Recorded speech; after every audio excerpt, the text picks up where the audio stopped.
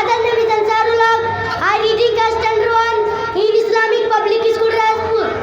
Now I am to glance at my topic. My topic is